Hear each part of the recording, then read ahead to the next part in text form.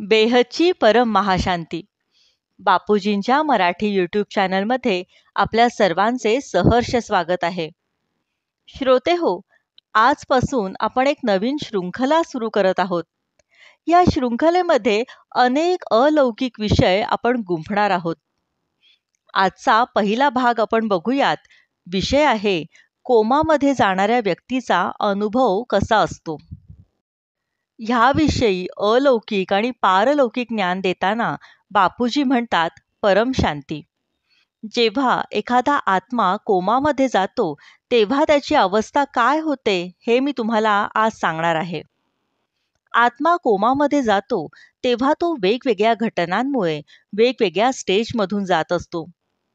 एखाद्या व्यक्तीचे कोमामध्ये जाणे म्हणजे स्थूल शरीर जिवंत अवस्थेमध्ये आहे परंतु ॲक्टिव्ह नाही.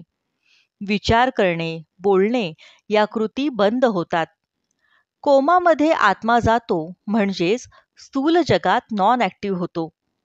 बापूजी पुढे म्हणतात की अशा आत्म्यांमध्ये अर्धे सूक्ष्म शरीर बाहेर असते आणि अर्धे सूक्ष्म शरीर शरीरात असते.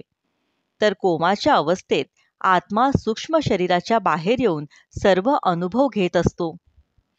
अशा वेळी मन खूप दुःखी झालेले असते, त्यामुळे ते अतिशय खोल जाते.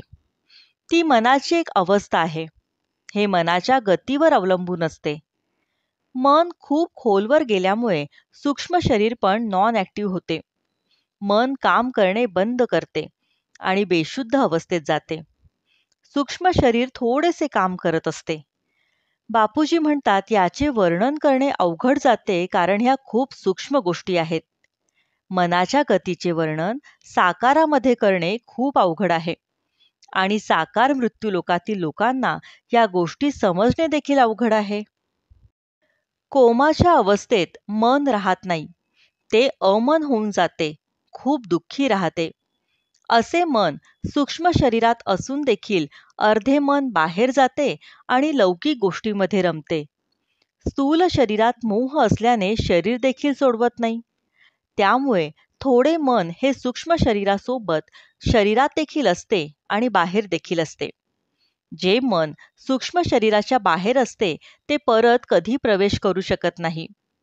सूक्ष्म शरीरासोबत जे मन असते ते स्थूल शरीरासोबत असते आणि जेव्हा ते स्थूल शरीरातून बाहेर पडते तेव्हा त्या व्यक्तीला मृत म्हणून घोषित केले जाते. आत्मा सूक्ष्म शरीरासोबत स्थूल शरीरातून बाहेर पडतो. या सर्व अतिशय गुह्य गोष्टी आहेत. कोमात गेलेली व्यक्ती खूप कमी वेळा या अवस्थेतून बाहेर येते. बहुतेक वेळा आत्मा त्या अवस्थेतच राहतो. कोमामध्ये असताना आत्मा शरीराबाहेर येतो आणि अनुभव करतो. त्यावेळी त्याला सूक्ष्म जगताकडून मदत मिळते.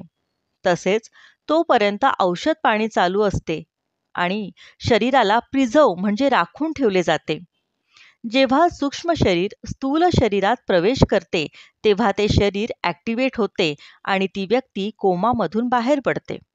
परंतु या खूप दुर्मिळ गोष्टी आहेत. आत्मा जेव्हा सूक्ष्म जगतात असतो तेव्हा सूक्ष्म जगतातील त्याला आठवण करून देतात की तुझे कर्मबंधन बाकी आहे.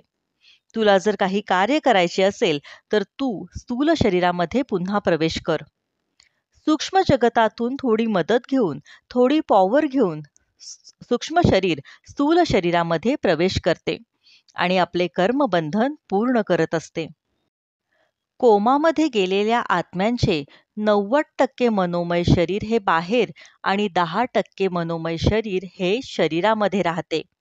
परम शांती.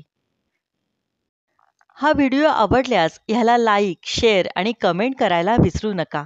बेहदची परम महाशांती.